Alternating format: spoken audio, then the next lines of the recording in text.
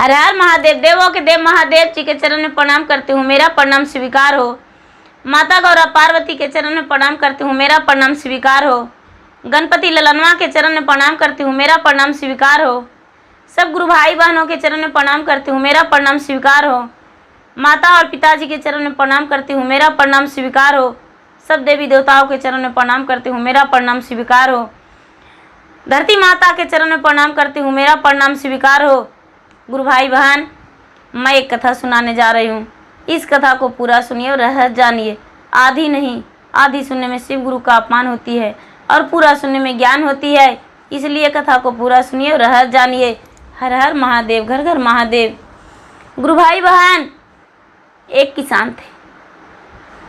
किसान थे और उनकी पत्नी थी। तो किसान और किसान की पत्नी जो थे, तो किसान की पत्नी भगवान शिव गुरु का सेवक थी, शिष्य थी। शिव गुरु का पूजा पाठ करती थी, शिव गुरु का भजन जाप करती थी और शिव गुरु के पूजा पाठ करके ही कुछ करती थी। तो किसान का एक लड़का और एक लड़की जन्म ली। गुरु भाई बहन, किसान के जो एक लड़का एक लड़की जन्म ली, तो दोनों बच्चे छोटे ही थे कि किसान और किसान के पत्नी दोनों इस दुनिया से चल बसे। दोनों बच्चा जो था, दोनों बच्चा अनाथ हो गया। दोनों बच्चा का माता पिता सर से उठ गए, तो दोनों बच्चे बिना माता पिता के हो गए। दोनों बच्चे का प्रतिपाल उनके चाचा और चाची करने लगे। तो गुरु भाई बहना, दोनों बच्चे का चाचा चाची प्रतिपाल करने लगे। धीरे धीरे धीरे धीरे अपने चाचा चाची के साथ रहने लगा। बच्चा बड़ा होने लगा। जब थोड़ा बड़ा हो गया तो बहन छोटी थी और भाई बड़ा था। जो बहन थी, बहन का भाई से ज़्यादा समझदारी था। जो बहन थी वो भगवान के अपने माता की तरह वो भगवान के सेवक बन गई, भगवान के शिष्य बन गई। भगवान के पूजा पाठ करती थी, शिव गुरु के पूजा पाठ करती थी। बिना पूजा पाठ किए हुए कुछ भी नहीं करती, कोई भोजन नहीं करती, कोई काम नहीं करती। सबसे पहले उठ के झाड़ू बर्तन करके, स्नान आदि करके और भगवान को ध्यान लगाती थी। शिव गुरु से दया मांगती थी, देवादिदेव से दया मांगती थी, देवों के देव महादेव से दया मांगती थी कि हे भोले दानी, आप मेरे गुरु हैं, मैं आपका शिष्य हूँ, मुझ पर दया कर दीजिए महादेव, दया कर दीजिए। और चर्चा करती थी। और तीसरा सूत्र में 108 बार नमः शिवाय नमः शिवाय नमः शिवाय नमः शिवाय नमः शिवाय जाप करके शिव गुरु के प्रणाम करती थी। तो गुरु भाई बहना, जो जाप करते हैं, उंगली के गांठ पे भी करते हैं, मन ही मन करते हैं, या तो रुद्राज के माले पर करते हैं, या तो बादाम के दाने पर करते हैं, किसी प्रकार से भी जाप कर लेते हैं। वैसा ही वो बेचारी करती थी। जाप करके ही वो शांत रहती थी, सुबह शाम दया मांगती थी। और चर्चा तो जब भी लोग मिल जाते थे तो चर्चा कर लिया करती थी कि गुरु भाई बहना, आप शिव का गुरु बनाइए। ऐसे करके वो रहती थी। उसके जो चाचा चाची जो थे, वो चाचा चाची बड़े लाड प्यार से उसको पोसे पाले। लेकिन जब बड़ा हो गया तो कहने लगे कि अरे अब तो तू बड़ा हो गया, अपना बहन का जिम्मेदारी तो खुद उठा सकता है, तुम भी कुछ काम करो। वो बेचारा जो भाई था, भाई कुछ न कुछ करने लगा धीरे धीरे और अपने बहन के भोजन पानी के लिए काम करते रहा और पढ़ाई लिखाई भी थोड़ा थोड़ा करते रहा। गुरु भाई बहन जब वो काम करने लगा तो बहन भी, इसका भी फर्ज बनता था, ये भी कुछ न कुछ अपने भाई के मदद में लग जाता था और भाई के साथ ये भी काम करती थी बेचारी। दोनों मिलजुल के काम करते थे, अपना भोजन किसी तरह से जुटा लेते थे, भोजन जुटा लेते थे। और वैसा ही करते करते करते करते करते करते भाई बड़े थे तो बड़े हो गए, तो उनका विवाहित जीवन हो गया। विवाह कर दिए सारे। उनके चाचा चाची बोले कि अब तो शादी का योग हो गया है, अब तुम्हारा विवाह करना जरूरी है। उसके चाचा चाची विवाह कर दिए। गुरु भाई बहन, जब उसके चाचा चाची विवाह कर दिए तो उसका घर में पत्नी आ गई, इस लड़की का भाभी आ गई। तो ये बेचारी जो थी लड़की सारा काम करती थी घर के, लेकिन उसका जो भाभी थी वो भाभी बहुत टेढ़ी ही निकली। ये अपने ननद को थोड़ा सा भी भाव नहीं देती थी, नहीं आदर करती थी, नहीं खाने को लिए पूछती थी और हमेशा इसको ताने मारते रहती थी। ये बेचारी जो थी ननद कभी भी कोशिश नहीं की कि अपने भाभी से मुंह लगाऊं और भाभी के उल्टे जवाब दे दूं। भाभी जो कहती थी तो ये मजाक में उड़ाकर और भाभी के प्यार से कहती थी भाभी खाना खा लो, भाभी तुम ये काम छोड़ दो हम कर देंगे भाभी, ऐसे बेचारी करके और अपना समय बिताते रही। लेकिन भाभी को थोड़ा सा भी तरस नहीं आया कि ये मेरी ननद है। जिसको भगवान दुख देते हैं गुरु भाई बहना, तो सारी अंग उनका दुख होता है, चारों ओर अंधियाला ही अंधियाला हो जाता है। जब रोशनी का प्रकाश आता है तो पूरा संसार रोशनी हो जाता है, लेकिन जब ये अंधियाला होता है तो पूरा चारों तरफ अंधियाला दिखता है। उसी तरह उस लड़की की ज़िंदगी में था कि जब उसके माता पिता इस सर से हट गए तो इसका जो भाई और भाभी थी, भाभी भी नहीं सोची कि इसके माता के बराबर हम हैं और इसे प्यार की ज़रूरत है। कभी लाड प्यार नहीं दी और नहीं कोशिश की कि हाँ इसको हम लाड प्यार देंगे। लेकिन गुरु भाई बहना, जब वो बेचारी अपने भाभी के साथ जीवन बिता रही थी तो सारे जो गांव वाले थे, गांव वाले कहने लगे कि अरे तेरा बहन जो है वो बहन बड़ी हो गई है, अब उसका विवाह कर दो। ये जो भाई था, भाई भर ढूंढने को लिए बहुत दूर दूर तक गया, बहुत दूर दूर तक गया बर ढूंढने को लिए। लेकिन जो बर था, बर के जो लड़का था, लड़का के माता पिता बहुत सारे दान दहेज मांगते थे। तो इसको जो भाभी थी वो भाभी कहती थी हम दान दहेज नहीं देंगे, आए हुए रिश्ते को भी लौटा देती थी कि हम दान दहेज नहीं देंगे। इसका तो एक हाथ का चूड़ियाँ भी देकर नहीं विदा कर सकते हैं, तो हम दान दहेज कहाँ से देंगे, मेरे पास कुछ भी नहीं है कि हम इसका दान दहेज देकर विदा कर सकते हैं। ऐसे इसको जो भाभी थी वो भाभी दान दहेज देने से बिल्कुल मना कर दी और दान देने से इनकार कर गई। तो रिश्तेदार जो आते थे वो तो सोचते थे कि हम बिना दान दहेज का शादी नहीं करेंगे, जुग जमाना के अनुसार, और दान दहेज मांगते थे। लेकिन गुरु भाई बहन, कोई भी ऐसा व्यक्ति ना मिला कि जो नहीं बोला कि हम दान दहेज नहीं लेंगे। सारा लोग आते थे तो दान दहेज मांगते थे, शिव गुरु का कृपा। लेकिन कोई ऐसा नहीं बोले। एक बुढ़िया थी, वो बेचारी बुढ़िया जो थी वो अंधी थी बुढ़िया, और उसका एक ही पुत्र था, एक ही पुत्र था।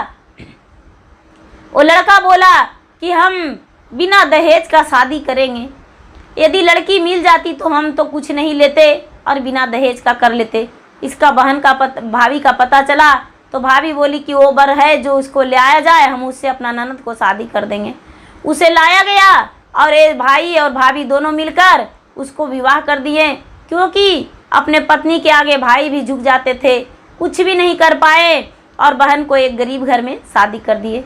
जब बेचारी बहन गरीब घर में गई दुल्हन बन के, अच्छे खासे घर के, अच्छे घर की लड़की थी, किसान के लड़की थी, तो एक गरीब के घर दुल्हन बन के गई।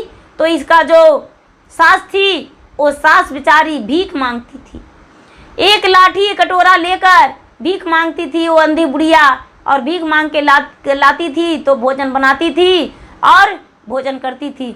इसका जो पति था, पति जो निकामे था, ये चोरी करता था, इसके और कोई काम नहीं मिला था तो चोरी करता था, जिसके घर जाता था उसका लूट लपेट कर ले आता था।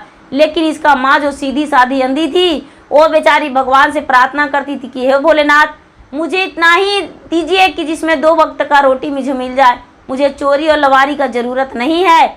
ऐसे करके और वो बेचारी अपना गुजारा करती थी।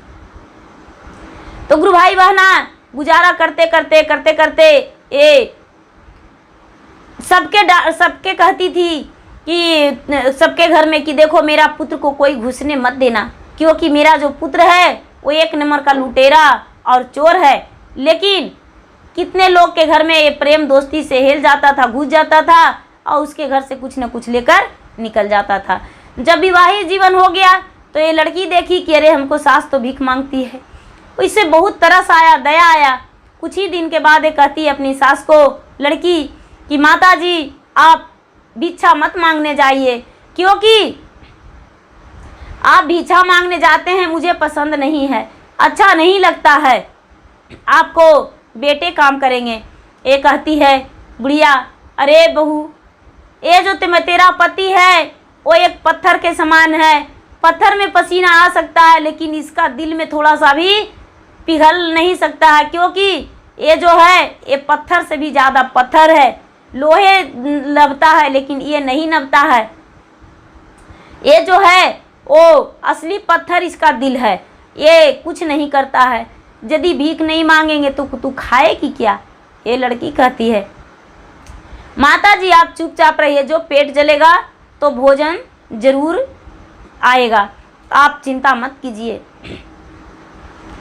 ये जो लड़की थी वो लड़की अपने पति को भोजन बना के नहीं दी, घर में कुछ नहीं था। पति इधर उधर से घूम फिर के आया, बुढ़िया का बेटा, और अपने पत्नी से भोजन मांगा।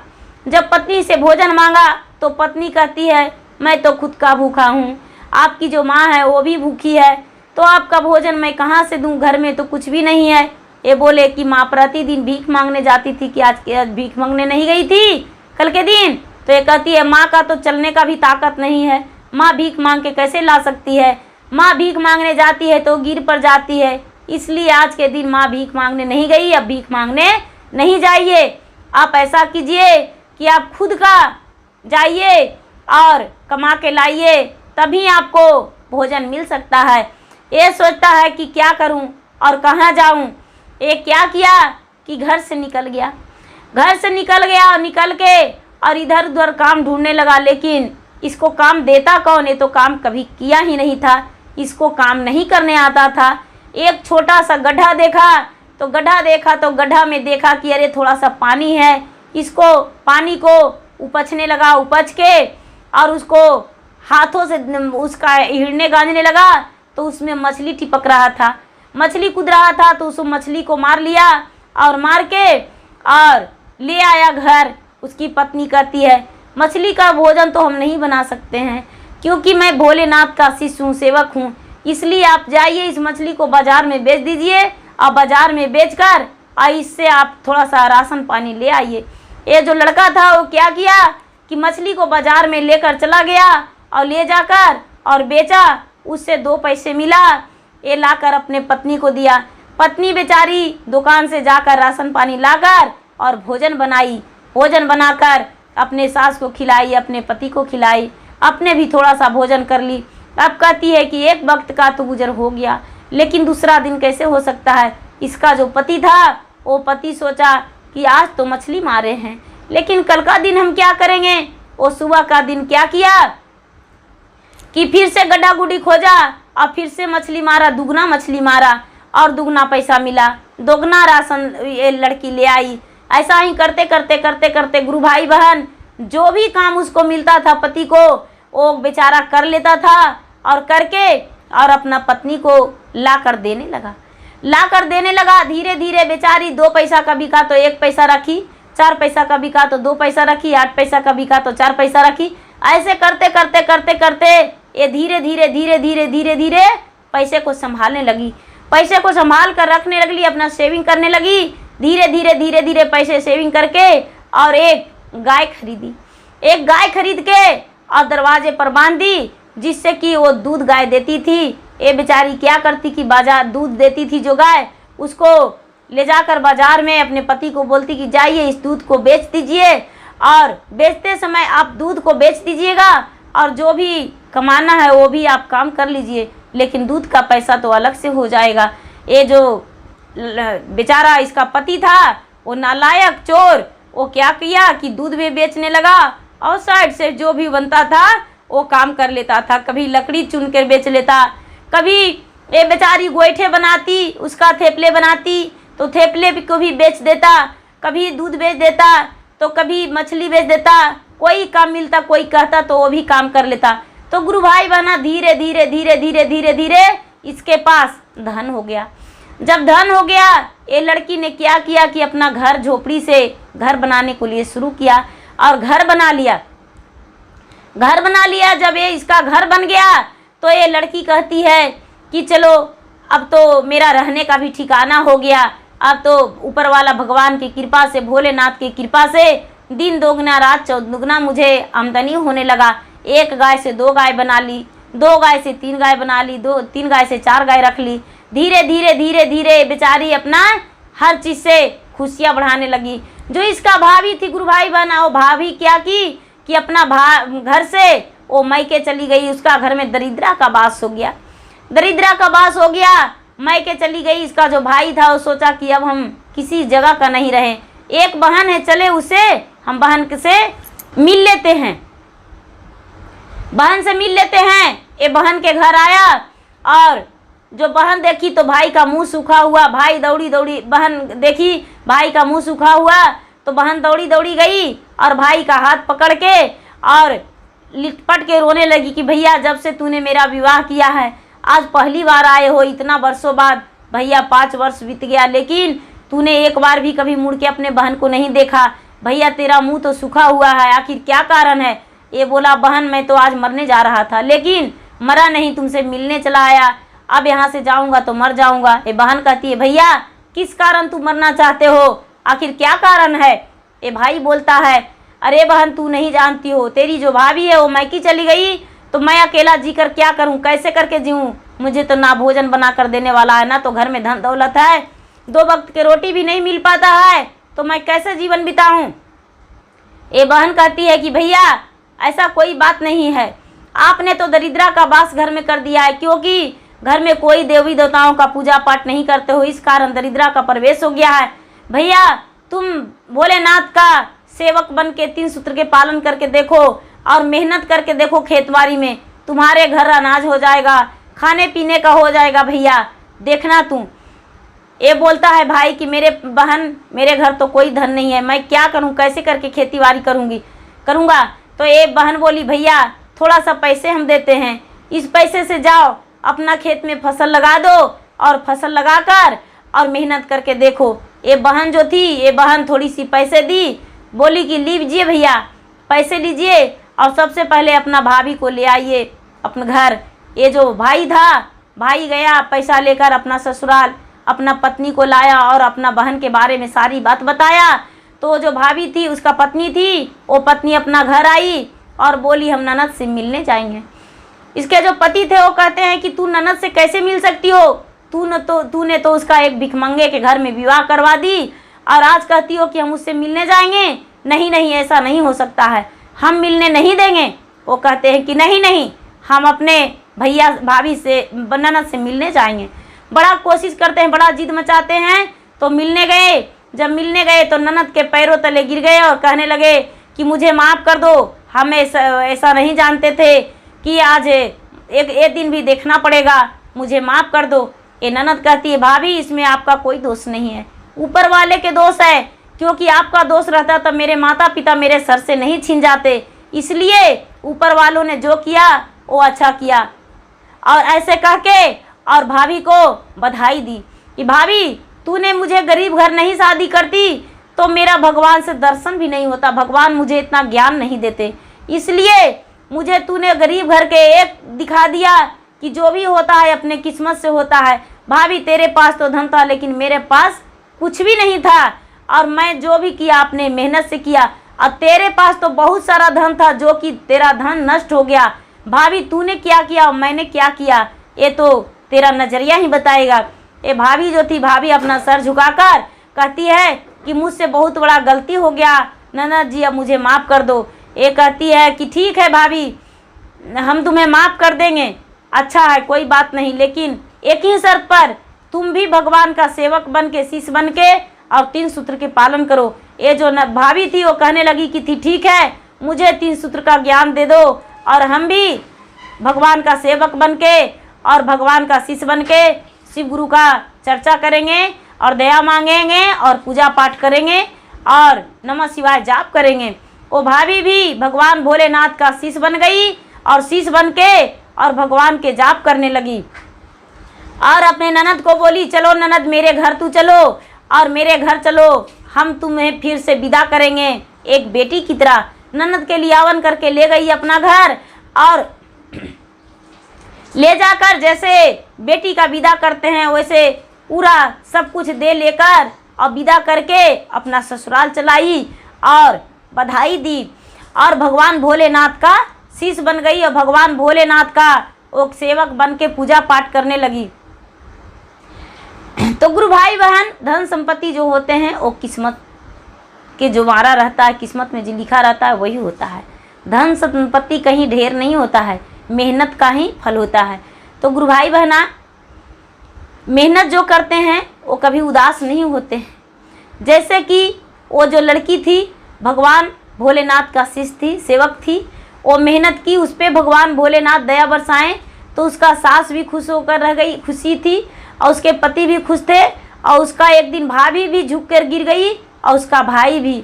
जैसे भोलेनाथ उस लड़की पे अपना दया बरसाएं वैसा ही अपना दया सब पे बरसाए और बरसाते हैं और बरसाते रहेंगे। और लेकिन भगवान का जो सच्चे मन से सेवक रहते हैं, पूजा करते हैं, उसको भगवान निराश नहीं लौटाते हैं। तो गुरु भाई बहना, मेरा वीडियो अच्छा लगे तो इसे लाइक कीजिए, शेयर कीजिए, सब्सक्राइब कीजिए। धन्यवाद। हर हर महादेव, घर घर महादेव।